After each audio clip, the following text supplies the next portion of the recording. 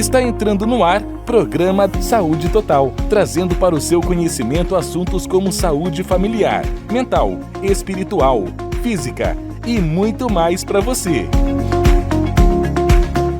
Com Ricardo Vasques.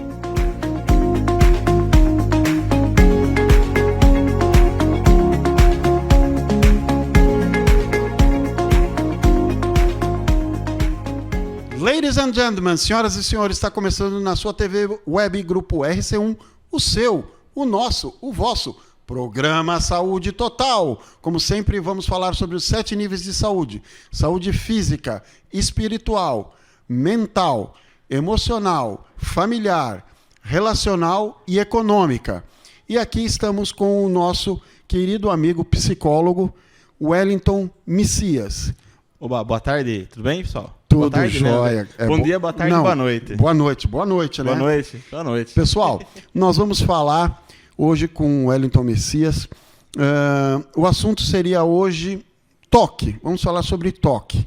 Tá? E depois nós temos uma pergunta de uma internauta nossa, de uma telespectadora, que nos mandou, depois da sua entrevista, da sua última entrevista, ela mandou uma mensagem para o grupo RC1 ali e tudo mais, e nós pegamos a mensagem dela e colocamos ali para explicar, e para você poder explicar, eu falei que num segundo momento a gente iria abordar esses assuntos, ok? Perfeito. Então, primeiramente, vamos falar sobre toque. O que você tem para me dizer, Wellington, sobre toque? Você já teve pacientes no seu consultório com essa patologia? Podemos chamar de patologia? Sim. É uma patologia? Sim. Tá. Então, vamos falar. Como você trata essa patologia toque? O que você sugere? Qual a sua metodologia de tratamento? A palavra é sua. Tá. Queria agradecer mais novamente o convite do pessoal aí e tal, né? Mas, voltando direto à questão que é o toque, né, que é o transtorno obsessivo compulsivo, né? Para a gente entender o tratamento, a gente tem que entender mais ou menos o que é o toque em si. Porque o pessoal tem muito aquela questão de mania, né? A pessoa foi lá e conferiu a fechadura 2 vezes, a pessoa já fala que tem toque, né? E não é assim que funciona, né? O toque, como o próprio nome diz, né, é um transtorno obsessivo compulsivo, ou seja, são pensamentos obsessivos, né, que levam a comportamentos compulsivos, né? Então, quer dizer, a pessoa ela tem um tipo de comportamento baseado na obsessão que ela tem de pensamento. Então, por exemplo, a gente muito comum, né, que é dentro da patologia do toque, que é o toque por limpeza, né? Então a pessoa começa a checar se tudo está limpo, tal, mas este é o comportamento. Lavar a mão com frequência, né, e tal. Esse é o comportamento, né, compulsivo, né? Mas o pensamento obsessivo vamos dizer assim, é a questão de estar sujo, ou a sensação de estar sujo. Esse é o pensamento. Certo. Né? De vou me contaminar com alguma coisa, ou algum lugar, de certa forma, impuro, principalmente na época do Covid aí agora, né? Teve bastante relato aí de que esse pessoal, a ansiedade desse pessoal subiu muito, né? Referente a essas questões, né? Entendo. E o toque nada mais né, vem de um transtorno de ansiedade. Baseado em questões de tratamento, seria a diminuição do nível de ansiedade. A tendência é que o pensamento obsessivo também diminua, né? Ok. E para isso é necessário medicação ou dá para fazer um tratamento sem a medicação, só com acompanhamento psicológico aí de um psicólogo? Porque se for na parte de medicação, aí é necessário procurar um psiquiatra, é isso? Isso, perfeito. Tá. Perfeito, incorrigível. Aí a questão de você, né, dentro da questão terapêutica, né, do consultório, a gente vai ter aquele feeling, que eu falei no programa passado, onde a gente vai detectar o nível de ansiedade da pessoa e quanto esse toque está realmente atrapalhando a vida da pessoa. Correto. Né? Se depender da gente checar que o nível está muito acima do suportável, né, vamos dizer assim, se encaminha para o psiquiatra e ele vai dar um ansiolítico ou algum medicamento que diminua essa ansiedade para que o tratamento possa ser mais eficaz dentro do consultório de psicologia. Certo. Mas, então aí você envolveu o psiquiatra. Isso, exatamente. Tá. Existe a possibilidade do tratamento ser único e exclusivamente do psicólogo? Vai depender da gravidade do quadro. Ah, tá. Né? Se a pessoa percebeu que ela está tendo um comportamento, ou alguém pontuou para ela, isso daqui tá demais. E ela realmente caiu em si, e fala, pô, realmente, eu acho que eu tô exagerando determinados tipos de comportamento. Por exemplo, o toque de checagem, que a pessoa vai lá e vê se fechou, vamos supor, a porta, e ela fica tipo indo 3 ou 4 vezes e não vê se fechou a porta. Certo. Né? E, por exemplo, ou se limpou alguma coisa, vai lá e limpa 3, 4, 5 vezes, o que acontece? Nesse tipo de comportamento ou de situação, melhor dizendo, isso acaba atrasando a pessoa para compromisso. Isso acaba gerando um inconveniente se a pessoa checou ou não alguma coisa, ou limpou ou não alguma coisa, né? Ou se a pessoa está no meio da rua e de repente percebe que está suja, ou tem aquele pensamento obsessivo de que alguma coisa não está bem, ela corre voltar para casa, independente do que estiver acontecendo, para poder se limpar ou poder se higienizar, né? Ou procura um lugar mais próximo. Isso acaba atrapalhando a vida da pessoa no dia a dia, né? Do cotidiano, né? Então, às vezes a pessoa começa a perceber que está chegando nesse ponto, ela fala, tem algo de errado. Ou alguém fala, tem alguma coisa errada com você. Isso aí não é legal. Aí ela procura um psicólogo. Exatamente. E aí você, com a sua experiência, com o seu feeling, você detecta se ela tem ou não a necessidade de medicação. Isso. E aí você encaminha para o psiquiatra. Caso é necessário, encaminha para o psiquiatra. E você já teve alguma experiência que você pegou uma paciente com essa patologia e você conseguiu tratar sem envolvimento do psiquiatra? Eu já peguei, tá? Mas estava muito no início, né? Então a pessoa começou a perceber que era um toque de checagem, né? Então a pessoa começava checando portas, checando janelas, se tinha fechado o carro ou não. E isso começou devagar. E ela começou a perceber que isso acontecia por muito tempo, né? Então ela ia checar não 2 vezes, mas ela checava 5 vezes, 6 vezes. Então você imagina que você está atrasado para o seu trabalho, por exemplo, dando uma mensuração. Faltam 5 minutinhos para você entrar. Só que você entra no trabalho, bate o seu ponto, você fala, putz, será que eu fechei o carro? A pessoa volta. Aí checa o carro, beleza, está trancado. Aí a pessoa volta para o serviço, aí chega meio e fala, putz, mas será que eu fechei mesmo? E volta.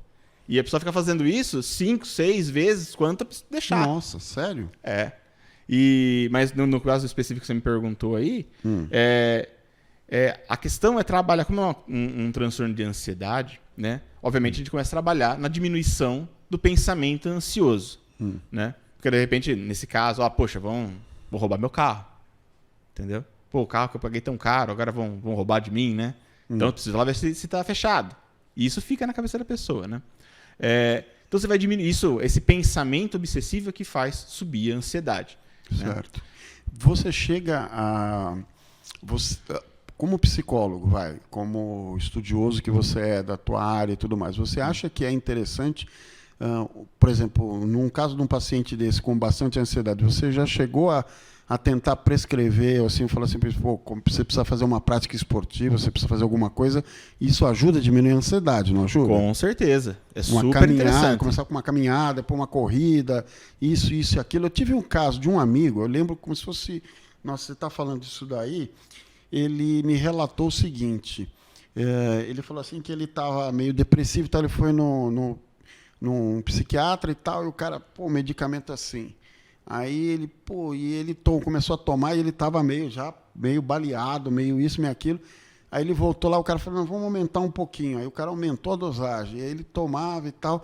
E ele falava que ele continuava infeliz e tal. E o cara, não, vamos aumentar mais uma vez. Quando for aumentar a 3ª vez, ele disse que ele falou assim, ele saiu do consultório, olhou para a esposa e falou assim, pegou a receita, amassou, jogou no lixo e falou assim, não é isso que eu vou fazer.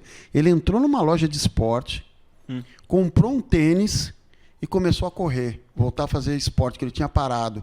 Ele foi um cara muito esportivo e tal, fez jiu-jitsu, fez isso, fez aquilo, fazia muita musculação, natação, ele voltou a fazer esporte, começou a tratar, ele mesmo falou assim, eu vou parar com essa minha ansiedade, isso, aquilo e tal. Ele mesmo se automedicou com esporte. Sim, perfeito. Possível isso? Sim, sim. É o que eu falo. Aí pra você perceber, no caso da ansiedade ou do toque e tal, perceber o quanto que isso atrapalha a vida da pessoa. Porque de repente o quanto atrapalha fazer esporte, a pessoa não consegue praticar o esporte de acordo por causa da repetição ou do comportamento compulsivo. Né? Mas se ele consegue ter este domínio de falar, não, eu não vou, e eu vou continuar praticando meu esporte, vou continuar correndo, vou continuar nadando, né? Ou fazendo uma musculação, alguma coisa. Isso, perfeito. Porque, querendo ou não, o esporte é um diminuidor de ansiedade. Então, perfeito, ótimo. Se serviu para ele funciona até hoje, ok, perfeito. Mas aí você vê casos de médio para grave. Né? Aí necessita de acompanhar, porque às vezes a pessoa não consegue quebrar o pensamento quebrar esse paradigma, né? Exatamente. A sequência que está acontecendo. Exatamente. Porque uma vez um amigo também falou assim para mim, eu cheguei pro meu amigo, estava me queixando, estava passando uns problemas, aí eu virei para ele assim, às vezes eu me sinto às vezes com depressão e tal. Tá aí, mas quando isso? Outro dia e tal. Mas aí, o que você fez? Não, daí eu peguei e falei assim, eu estava querendo fazer uma corridinha e tal, fazer, sabe, um aeróbico e tal. Falei, ficou meio assim, eu peguei, botei o calção, botei o tênis, saí pra rua, fiz meu trote, fiz meu aeróbico e tal, fiz 1 hora e tal. Eu falei, então esquece, você não tá com depressão. Eu falei, por quê? Eu olhei assim, não, se você tivesse com depressão mesmo, você não teria essa motivação para sair para a rua para fazer a corrida ou a caminhada. Ele falou assim, isso é um sinal que senão até ele deu um termo lá, dopamina, não sei o que lá, te domina de uma tal maneira que você não tem motivação para sair. É verdade isso? Aí é aquela questão, né? Assim como todo quadro patológico, ele tem níveis, né? É diferente você ter uma depressão grave, profunda, né? Ou você tá num quadro depressivo. Às vezes aconteceu, você tá passando por uma fase ruim da vida, você tá depressivo, né? Isso não quer dizer que você é um depressivo em termos patológicos. Entendi. Entendeu? Depressão é um sentimento assim que passageiro. Exato. Tá. Então entender a fase que você está passando de vida também, né? E o que está acontecendo? Poxa, eu tô assim porque as coisas vêm dando errado na minha vida. Ou isso já se estende por quase 15 dias e eu não melhoro, eu não tenho motivo para estar assim. Aí é questão de você, né, ponderar. Ou alguém ponderar. Pô, o que está acontecendo com... Aquela famosa da psicologia também, frase, né? A pessoa chega para a pessoa depressiva e fala, pô, mas por que você está assim? A pessoa fala, não sei. Mas você tem uma família boa, você tem dinheiro, você tem carro, você tem emprego e você está depressivo? Ele fala, eu não sei porquê, mas a pessoa não tem motivo aparente para estar depressivo. Esse é um fator determinante para você entender. Agora você fala, puta, minha empresa não vai bem, eu não estou indo bem no emprego, ou as minhas finanças estão no negativo, estou no vermelho na conta do banco. É normal que a pessoa fique triste, né? Que ela fique deprê, né? Mas com o tempo ela vai se reorganizando, se reestruturando. A tendência é que o humor e que a autoestima vá se recuperando, né? Certo. Porque às vezes tem aqueles altos e baixos, não tem jeito. É normal da vida. Tá. E você aconselha, então, essa pessoa que está com esse problema de toque, uma prática esportiva é interessante bastante. Sim, se a pessoa conseguir ter a prática, perfeito. Vai ser um diminuidor de ansiedade, né? E, obviamente, não abandonar o tratamento que ela está fazendo, né? Certo. Tem que entrar com tratamento para poder ter acompanhamento, né? Mas se puder fazer junto uma prática esportiva, seja musculação, seja corrida, seja bike, o que for, ótimo. Entendi. E, bom, interessante.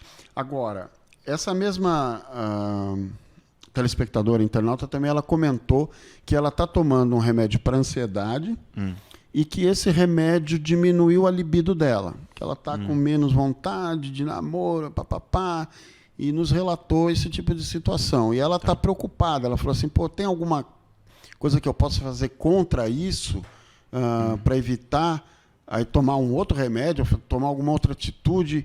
O que você aconselha a ela? Aí precisa se... Eu sei que não é sua área, porque essa parte, se ela está tomando algum medicamento, já é um lado com psiquiatra. Sim. Tá. Mas o que você daria de feedback? Aí tem algumas questões que precisam ser tratadas, né? Primeiro, né? Ela está fazendo acompanhamento certinho com o psiquiatra? Ela está fazendo um acompanhamento psicológico também? Ou não? Ela só está tomando remédio, né? Aí precisa sacar essas coisas, porque aí a melhor pessoa para poder dizer o que fazer é o psicólogo dela. Ou né? o psiquiatra. Ou o psiquiatra, que se ela tiver com um psiquiatra, o psiquiatra vai falar, bom, vamos fazer o seguinte, vamos diminuir a dose desse remédio para ver como é que você fica. Se está te atrapalhando mesmo a questão do libido. Ou se for num dia que ela perceba que vai sair com o namorado ou com alguma coisa assim, nesse dia você toma menos, pode ser assim, alguma coisa assim? Aí que eu falo. Aí quem vai dizer isso é o psiquiatra. Porque ela não pode tomar essa decisão por ela mesma. Não.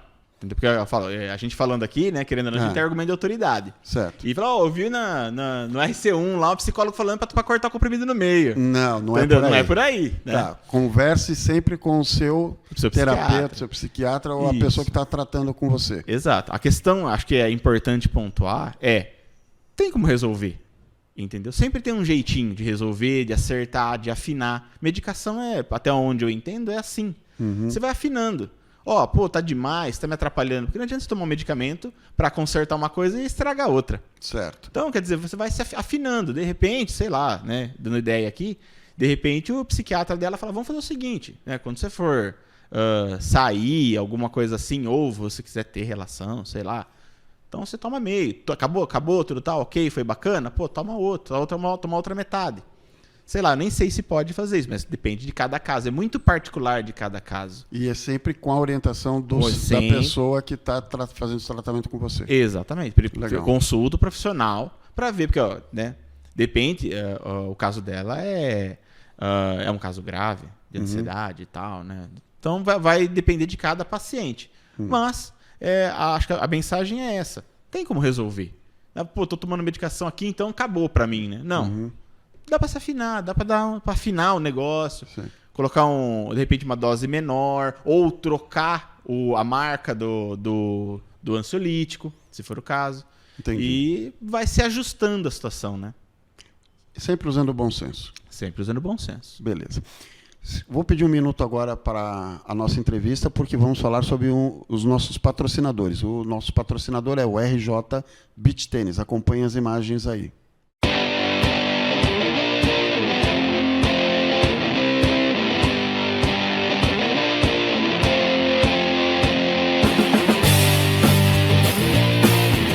Estamos em Jaú, e aí, é claro, onde você vê as imagens do meu amigo Espeto, RJ Beach Tênis. Olha que chique, hein? Chegamos em Jaú para conferir, gente, a inauguração de uma arena que realmente está para ser uma das melhores da nossa região. A Arena de Beach Tênis, RJ Beach Tênis Jaú. E está tendo campeonato, começou ontem, sexta-feira, vai sábado e domingo esse campeonato. Mas nós estamos aqui para a gente conhecer e conversar com o pessoal para saber se realmente vai ser o que vai ser disso aqui daqui para frente. É o beach tênis, a febre do momento, e nós estamos aqui para conferir e levar para você as informações lá de dentro. Vou convidar o Espeto para ir para lá. Vamos lá, Espeto? Vamos lá, vamos jogar beach tênis, vamos lá. Primeira vez que a gente está vindo, conhecendo o evento e prestigiar o campeonato, né? Um evento que está virando uma febre, né, Denilson? Já. Como diz a internet, o beach tênis venceu, né? Então virou uma febre e é um esporte muito democrático, né? Você tem criança, você tem mulher, você tem homem, então atrai toda a família. Então acho que isso é uma coisa que beneficiou muito o esporte. Não é só homem, mulher também participa, joga beach tênis. Quem joga melhor, homem ou mulher? Olha, eu acho que o homem tem mais facilidade, né, pra jogar. Mas mulher eu acho que tem mais o jeitinho, o jeito delicado, né? Como em todo esporte tem, né? Mas eu acho que os dois jogam super bem. Você tá no beach tênis há quanto tempo? Então, comecei esse ano, em janeiro. Sou iniciante. E tá gostando? Tô gostando. Eu sempre joguei tênis, então eu acho que eu já tive... Tem o jeito, né? É diferente, né? Areia... areia é mais cansativo, mas eu acho que a raquete, o jeito de ir na bola, eu também jogava vôlei, então eu acho que movimentação assim, quadra, eu acho que tudo ajuda, né?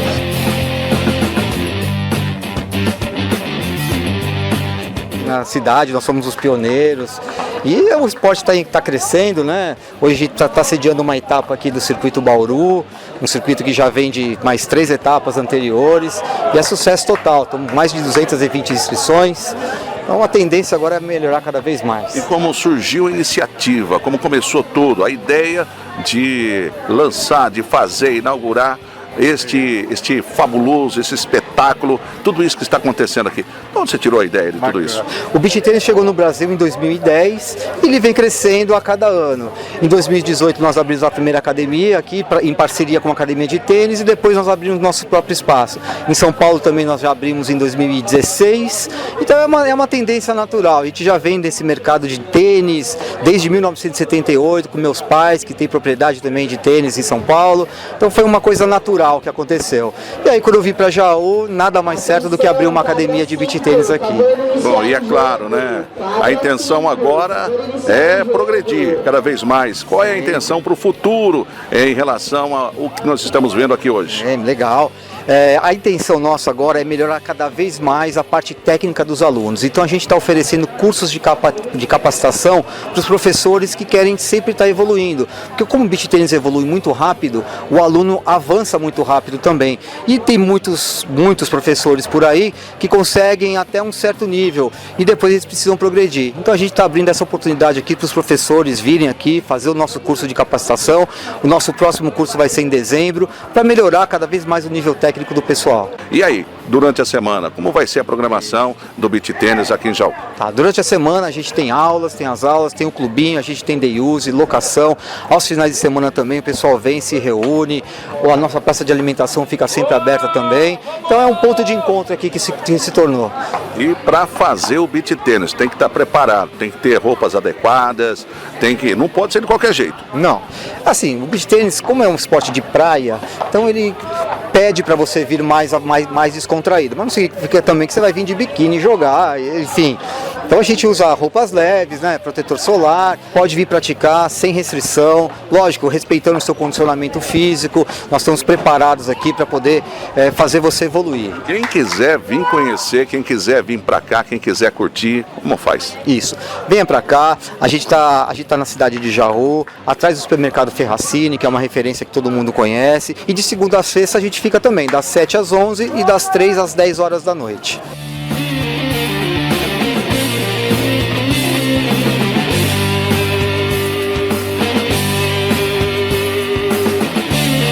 E é claro, gente, olha, lotado, muita gente curtindo, o tempo ajudou barbaridade, fazendo o sol, aquele sol de praia e essa areia gostosa, a vontade de deitar na areia, a vontade, que jogar aqui nada, eu não sei, elas sabem, olha. Tudo bem? Tudo bem. Seu nome? Mariela. Mariela tá aqui fazendo dupla aqui, vai jogar daqui a pouco, é isso? Isso, estamos esperando para entrar em quadra. Tem todo assim um preparativo, né, para entrar em quadra, e principalmente as mulheres, né? O homem já entra já de qualquer jeito, já com a camiseta, com shortão, descalço, mas as mulheres têm toda aquela façanha de se arrumar, se preparar e se maquiar mesmo que for na areia. Exatamente. A gente combina o look, protetor solar, um blush, né? É assim mesmo. Vocês dão nome para dupla? Não, né? Não, isso a gente nunca deu, não. É o nome da pessoa mesmo, por exemplo, né? Como chama, né? Mariela e Evelise. Mariela e Evelise. A expectativa é de arrebentar. Vamos ganhar. Vocês vão dar uma piambada no aniversário de vocês. Vamos, se Vou Deus torcer para quiser. vocês. Muito obrigada.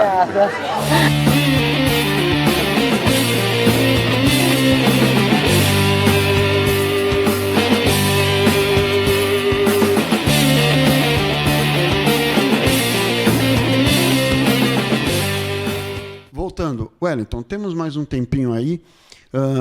Temos mais 5 minutinhos aí da nossa entrevista. Fala para mim algum assunto que você acha interessante, que você queira falar, para a gente poder finalizar aí a nossa entrevista. Algum assunto que você acha interessante, algum toque, alguma coisa. A palavra é sua. Tá bom. Tema livre.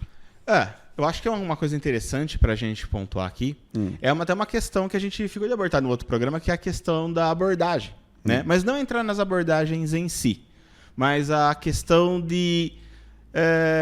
E o psicólogo? Olha, eu fui num psicólogo e o psicólogo, para mim, não foi legal, porque eu não gostei do jeito que ele me tratou e coisa e tal. Acho que psicologia não serve para nada. Às vezes os pacientes vêm com esse tipo de relato. Né? Mas as pessoas têm que entender que cada psicólogo é particular, por causa da abordagem que cada um tem. Né? Então, às vezes, você não se dá bem com a abordagem do psicólogo X, mas, de repente, com o psicólogo Y, a abordagem dele é mais interessante para você. Certo. Né? Por causa das diferenciações de abordagem.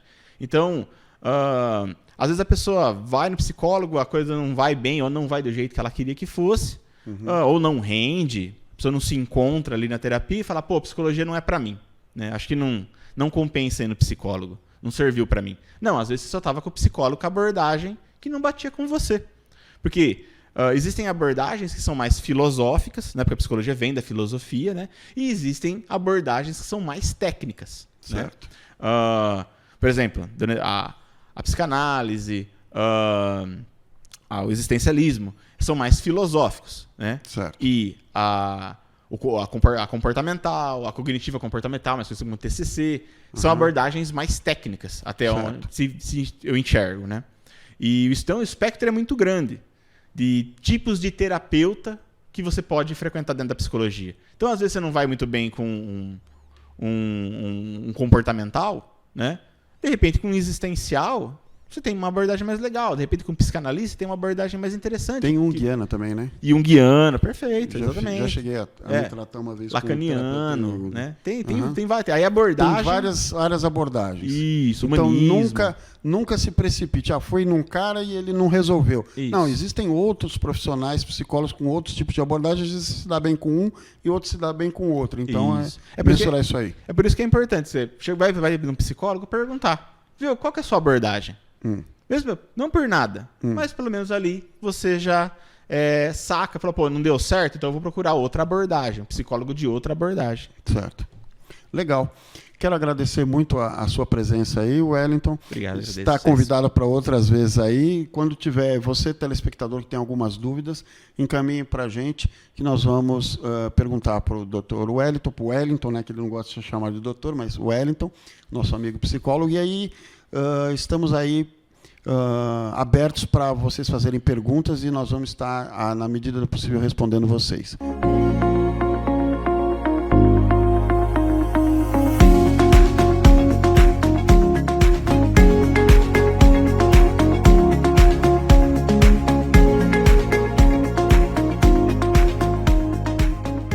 Continuando o nosso programa Saúde Total, agora nós vamos receber um professor de educação física, chama João Paulo. Ele dá aula em Jaú, né?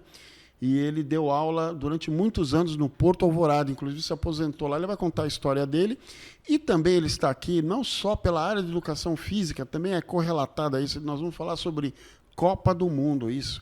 Ele é aquele cara que apareceu no nosso programa anterior ali, que nós filmamos a casa dele, onde ele faz aquelas festas temáticas na Copa do Mundo, todos os anos, faz álbum de figurinha. O cara é um fanático. Inclusive, ele veio com uma camisa bem típica. Ele veio com a camisa de Bando de Loucos da Seleção Brasileira. Vocês já vão ver quem é.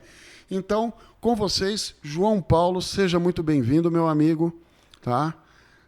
Estamos aqui no nosso programa Saúde Total. Queria que você falasse da sua experiência aí como professor de educação física, o seu histórico. Conta a sua história e depois nós vamos começar a falar de Copa do Mundo, meu querido. Fico agradecido, Ricardo. É um prazer estar aqui com você, principalmente por ter feito parte da vida dos seus filhos durante alguns anos, que eu dei aula para os 3 filhos de você no Colégio Porto Alvorada. E a minha trajetória dentro do esporte é um pouquinho longa, porque, logicamente, pela idade e pela vontade de estar inserido na educação física, que eu levo muito a sério o esporte e a educação física em si. Poderia dizer, meu currículo, eu ainda trabalho no Estado, eu estou também me aposentando esse ano na rede do Estado. Atualmente eu estou na Escola Antônio Terésio Mendes Peixoto, no bairro do Sani, e trabalhei no Porto durante esses 30 anos.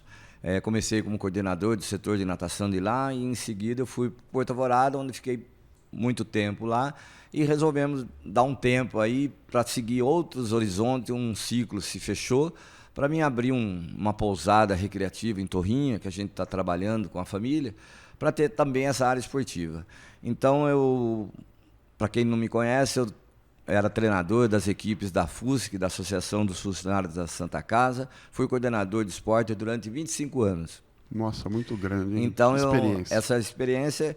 E era coordenador da Poeira e Domos na parte de eventos esportivos de São Paulo.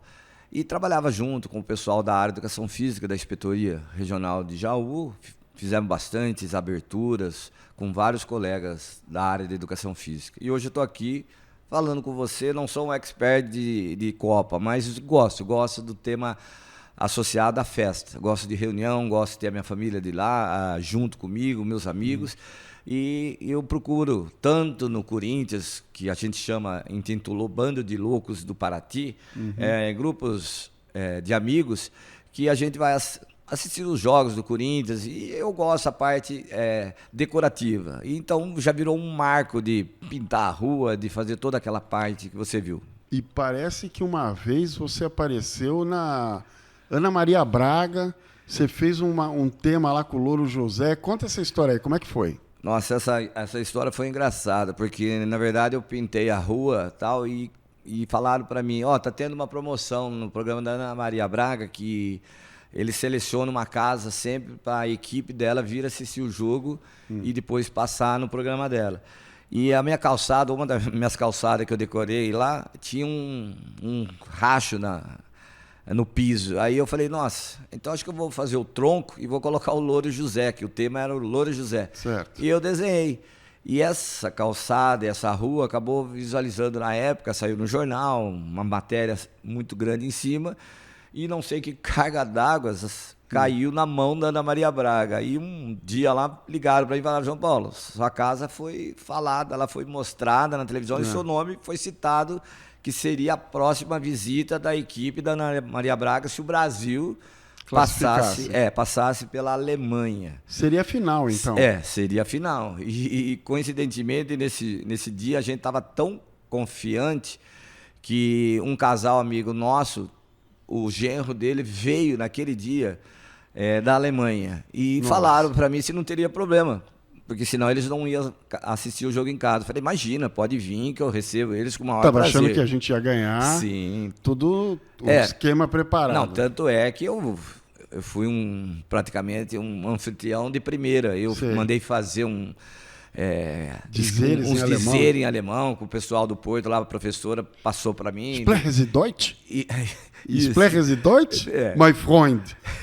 Eu estudei alemão no Colégio Benjamin Constant, por isso eu arranho um pouco alemão. E eu trabalhei na Robert Bosch, no estágio quando eu fazia marketing. Que legal. Então eu arranho um pouquinho alemão. Beleza, então aí a gente preparou, comprei chopps para ele, mas a hora que começou o jogo, começou aquele desastre do Brasil, que a gente acabou até no meio do jogo, ficando meio aborrecido, mas aí, como tudo vira festa, nós acabamos aceitando a derrota, eu ainda brincando no final do jogo, todo mundo foi embora de casa, eu peguei a lata de tinta, fui lá, falei, não tem problema, vou colocar lá, até 2018 o X. E visualizou também na segunda-feira, o pessoal, ele pintou agora 2018. Então, a nossa parte a gente tenta fazer. Sempre positivo, né? Sempre positivo. Legal, fantástico. Então, João Paulo, e eu quero só fazer um adendo aí nessa sua história, nessa sua trajetória. Recentemente, a minha filha, a Michele, está aqui em Jaú visitando a gente, e ela comentou assim, pai, você vai entrevistar o João Paulo, cola nele, porque o cara é um professor de educação física, nota 1 milhão. Porque eu estou fazendo educação física, acho que você sabe, né? Estou no 3º ano, vou para o 4º ano que vem, vou dar aula na escola. Vou prestar concurso para tentar para ser professor aí, me efetivar na prefeitura, né? Como professor de educação física. E aí ela falou assim, ele pegava o treino de futebol, de vôlei, ele fazia todos os fundamentos. Então ele fazia todo mundo fazer cortada, todo mundo fazer levantamento, todo mundo fazer saque, área por área, ele ficava explicando o movimento e tal, e não sei o que lá, e fazia prova da matéria com as posições, que tinha que saber como é que eram as posições e troca de posições e tudo mais. Falou que, nossa, que você era fera, cara. Parabéns, viu? Que legal ouvir isso num ex-aluna. São alunos que eu falo assim, que são como se fossem diferenciadas. A gente tem um carinho muito grande. E eu tenho muito respeito, porque tanto é que a minha filha também, desde o mini maternal até o 9º ano, eu fui, além de pai, professor delas. Certo. E nunca quis transformar minhas filhas em atleta, inspirar eu e delas, e elas têm caminhos diferentes, e eu acho muito bacana. Uma delas partiu para o lado do esporte, tanto é que recentemente ganhou um campeonato aí na quadra de futebol, fiquei muito contente. Que legal. Eu acompanho muito ela. Ela ganhou também nessa mesma semana uma prova de rodeio, que está uma novidade lá, o Ranch Sorting, que é uma prova de apartamento de bois, Sim. e sempre na área esportiva. E eu, dentro da escola, pelo menos eu tento fazer o que acho que a maioria não fazem. Tem que trabalhar o fundamento. O fundamento básico, ele dá uma noção correta. O jogo em si, ele precisa disso, o aperfeiçoamento nesse fundamento. Só que nossos alunos, eles estão diferenciados em relação aos de antigamente. Hoje, graças a essa tecnologia que veio para ajudar, mas ao mesmo tempo eles não entenderam que atrapalha um pouco. Eles ficam muito dependentes. E a gente acaba perdendo esse material humano, essa vontade de praticar atividade física. Isso é muito fundamental, né? Para tudo. E isso, que nem você que está iniciando, eu sei do como você gosta de esporte, eu desejo que você seja esse professor que pega no pé, que seja reconhecido por isso. Com certeza. Comigo vai ser que a sua filha falou. Vai ser no cabresto lá. Eu vou pegar pesado que os alunos vão fazer, vão entrar no eixo. Não quero nem saber. Vou pegar no pé mesmo. Não vou ser aquele professor meia boca. Não vou. Eu brinco que quando eu também vou trabalhar como personal, o meu estilo personal vai ser personal tropa de elite. Sim. Ou faz ou pede para sair. Pede para sair. Vai ser assim. Ou faz ou pede para sair. Mas também vai ter resultado, né? Isso. 3 meses depois de estar comigo como personal, vai ver, vai se olhar no espelho e vai falar, tá diferente. Isso, é o resultado. Eu só queria finalizar essa questão, que o SANI, a gente fala a escola do Terésio, do SANI, eles sempre, como todas as escolas, dão preferência para o futebol. E eu disse para eles que eles são mais além do futebol, que outras modalidades podem ser presentes na vida deles.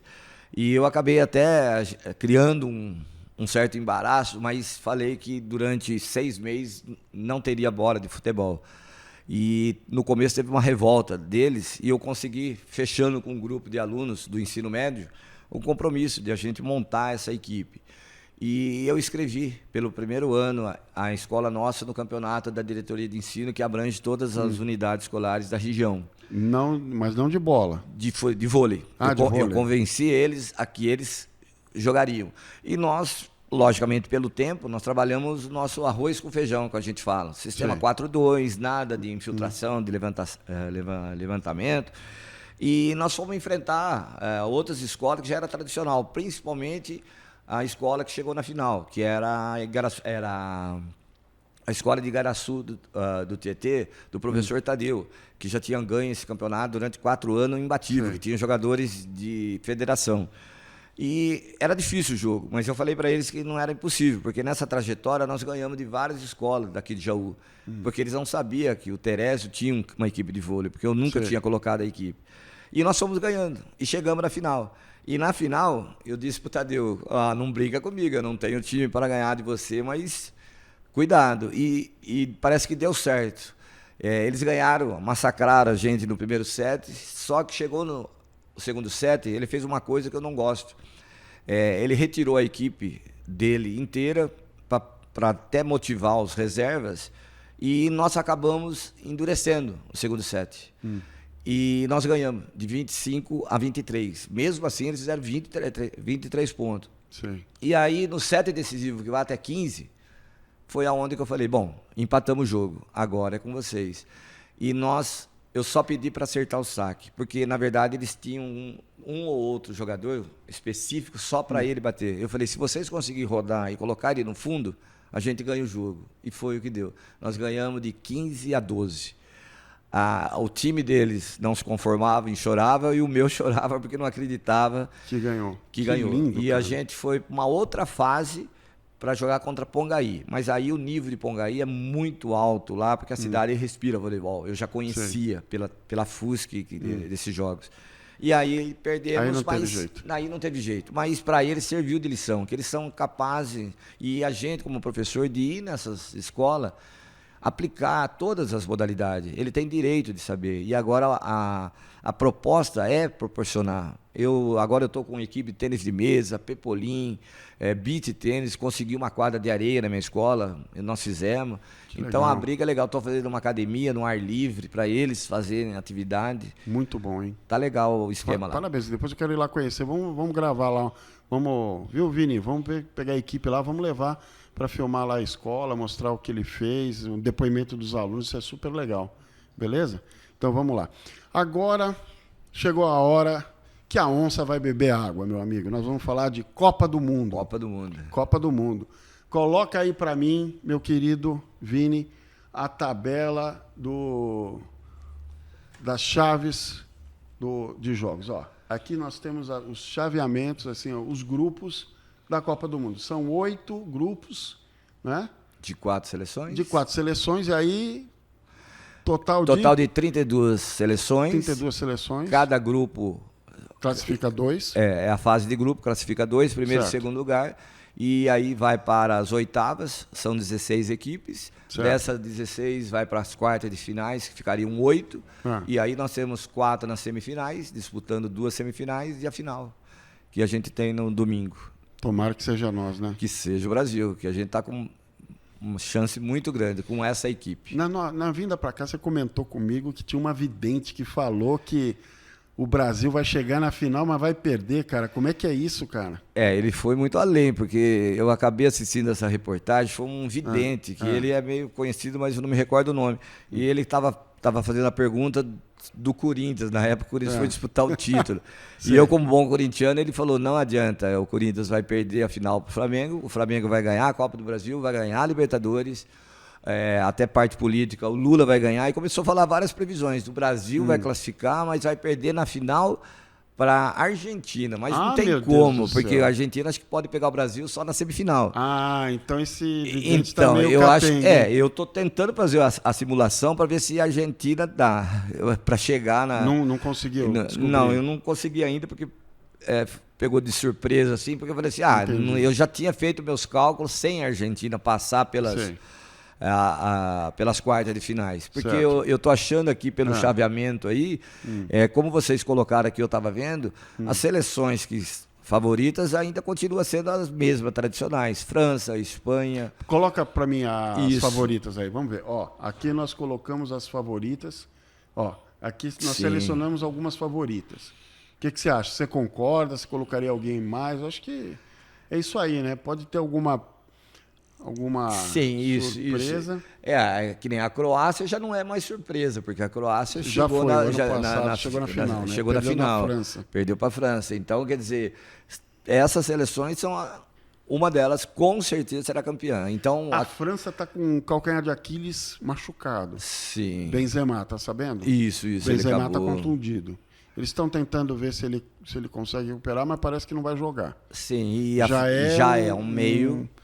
Já é um alívio. Já é um alívio e é um peso muito grande, porque a gente sabe que como a gente dependia naquelas Copas do Neymar, hoje a gente está mais tranquilo.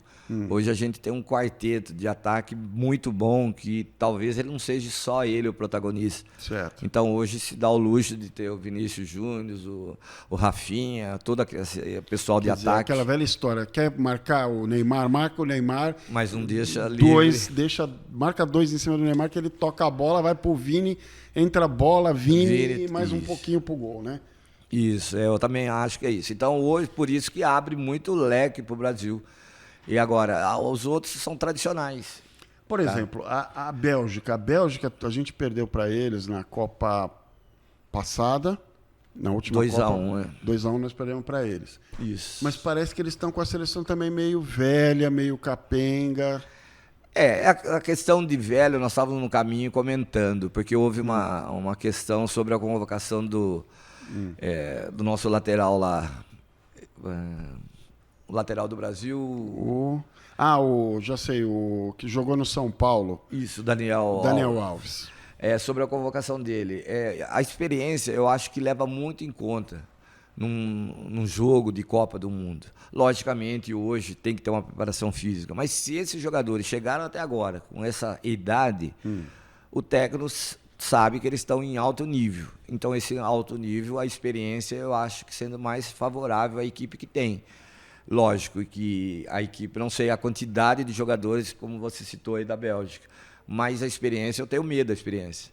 Porque a juventude, às vezes, pode o cara dar um baque na pessoa. Porque pela até falta hoje, de a gente, eu estar aqui, dá um friozinho na barriga. Você está acostumado. Tá. Então, imagina um jogador entrando numa Copa do Mundo, novos, com uma idade... Tudo bem, tem esse lado aí, mas também tem aquele lance da ousadia. Assim, só para você ter uma ideia. Lembra quando o Grêmio colocou o Ronaldinho Gaúcho na final lá, não sei se não foi no Mundial, não sei que ele se destacou e tal. Garotinho novo e tal, partiu para cima, não queria saber, encarou todo mundo. O erro eu acho que foi um erro, mudando um pouco de assunto lá no Mundial de Interclubes, quando o técnico do Palmeiras não levou aquele menino lá, o Hendrick. Eu acho que ele devia ter... Ele foi todo arrogante. Não, deixa ele passear na Disney.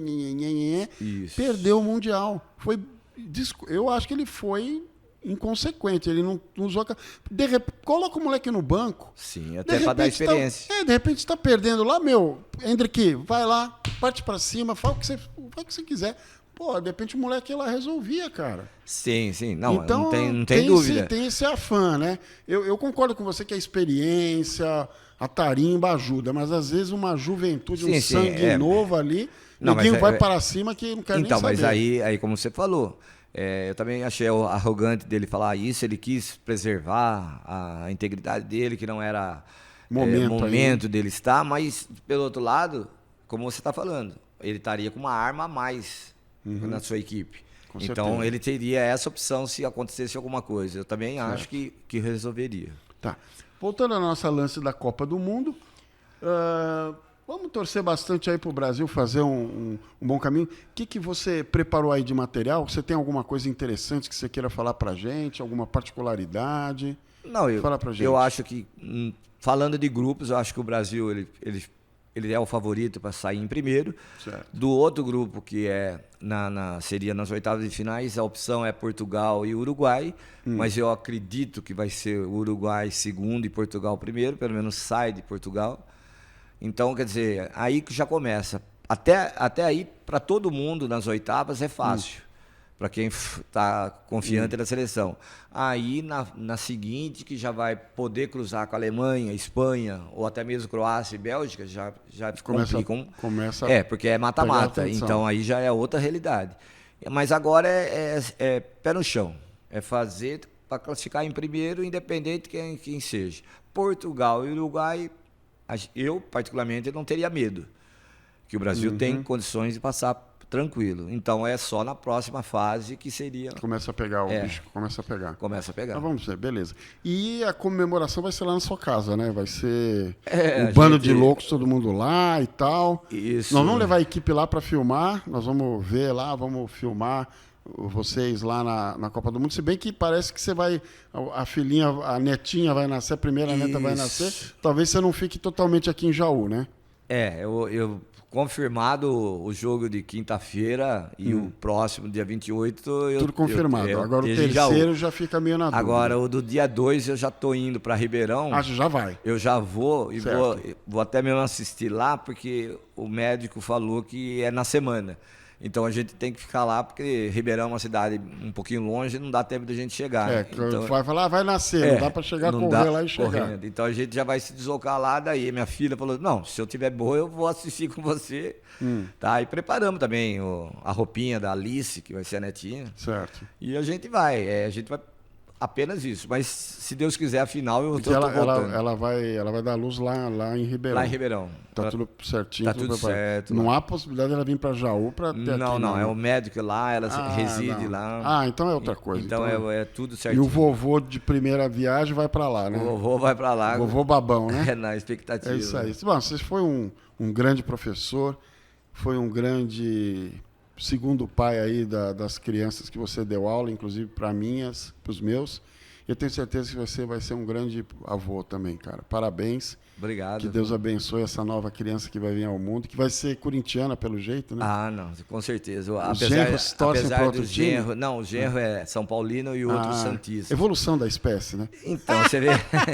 mas eu acho bacana que os meus genros vão na arena do Corinthians, vestem a camisa do Corinthians. Ah, é? Sim, eles para me agradar, nossa, cara, eles acabam se tornando nesse dia corintiano. O São Paulino põe a camisa do Corinthians? E foi sentado, vibrou lá na arena, tenho fotos, tenho registro. Nossa. São mais 2 filhos que eu consegui. Ah, que bom, cara. Isso que é importante. O relacionamento é muito legal. Ah, isso é fantástico. Parabéns, obrigado, João Paulo. Obrigado. E acompanha aí no nosso canal também que nós vamos ter uma outra novidade. Nós vamos ter o Momento da Copa. Isso, o Momento da Copa, comentários da Copa. E eu fui convidado aí, recebi o convite aí do portal RC1, fiquei muito satisfeito. Nós vai ter a chamada da Copa do Mundo, vai ser fantástico aí, acompanha aí no canal.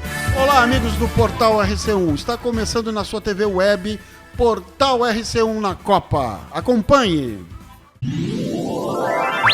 Brasil! Então, amigos, a partir de agora nós estaremos mais um momento com vocês no Portal RC1. Comentários da Copa do Mundo. Isso, Portal RC1 na Copa. Faremos comentários sobre os jogos, classificações, melhores momentos, destaques da rodada, tudo para você ficar com a Copa do Mundo na ponta do lápis. Até, se Deus quiser, o nosso Brasil campeão. Venham com a gente. Brasil! Pessoal, acompanhe mais um dos nossos patrocinadores. Estamos em Jaú para conhecer a Granja Avante. Desde 1990 é referência na produção e na comercialização de ovos. E eu te convido a conhecer mais sobre essa empresa que é referência no mercado nacional.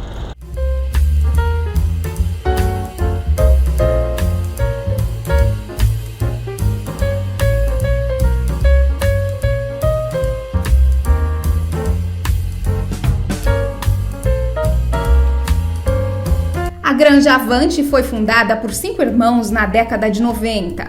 A empresa familiar já soma 32 anos de profissionalismo e sucesso.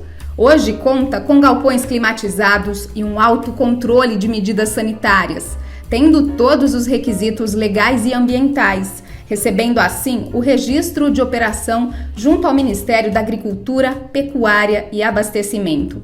Tudo pensado para oferecer ovos de qualidade aos clientes.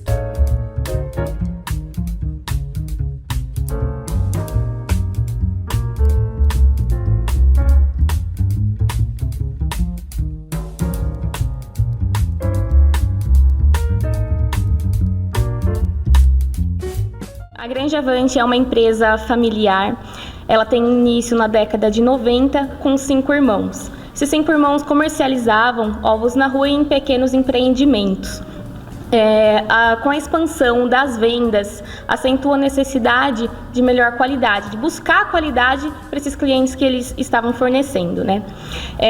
Aí surge a ideia de montar a granja e ter, assim, a sua produção própria.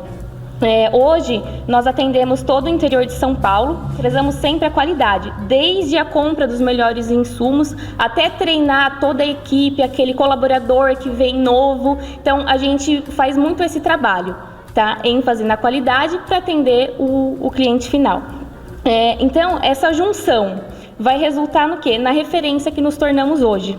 Tanto na produção quanto na comercialização dos ovos, hoje no interior de São Paulo, nós nos tornamos referência.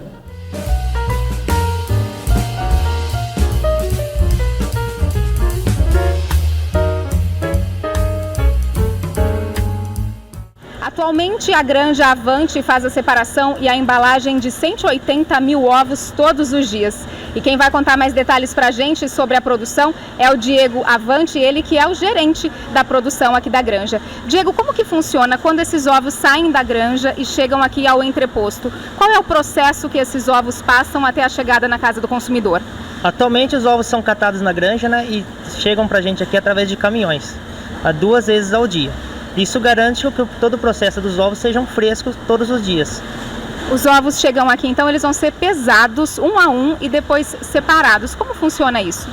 Isso, através de máquinas a gente consegue fazer essa classificação por pesagem e embalando de acordo com o que o mercado pede.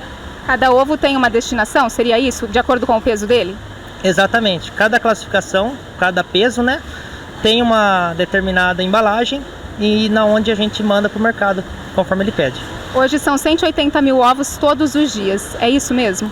Exatamente, chega da granja pra gente duas cargas de ovos com 90 mil ovos mais ou menos cada uma, certo? Isso a gente faz a classificação e a embalagem delas. São quantas caixas e quantas bandejas, você tem ideia? Ao final do dia totaliza aí 180 mil ovos, que dá em torno de 500 caixas dia. Cada caixa tem quantos ovos? 360, é isso? 360 ovos com 12 bandejas cada caixa. Todos os dias, ou seja, o ovo chega muito fresco para o consumidor final. Exatamente, até esse processo de colher 2 vezes na granja é para garantir esse frescor na mesa do nosso consumidor.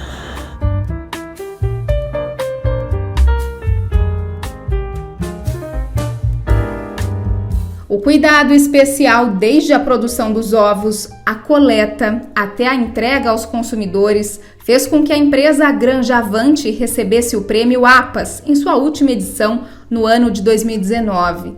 Reconhecimento por todo o trabalho de uma equipe comprometida e dedicada ao longo de 32 anos.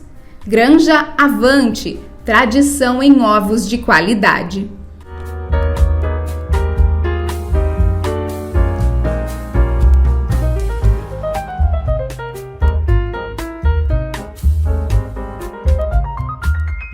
Então, João Paulo, gostaria que você desse suas considerações finais aí para os nossos telespectadores. Agradeço a sua presença e até a próxima, meu querido. A palavra é com você. Ricardo, estou muito contente por ter vindo aqui a pedido seu. Eu queria agradecer ao portal RC1 essa oportunidade, ao seu programa.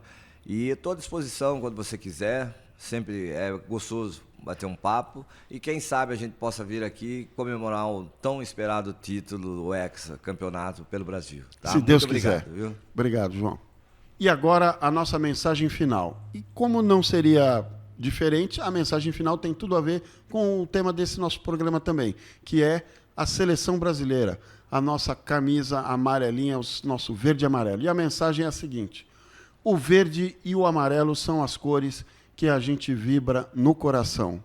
Meu coração é verde e amarelo, a minha bandeira é verde e amarela, então vamos, Brasil, rumo ao Hexa. Agradeço a presença de todos, fiquem com Deus, até o próximo programa.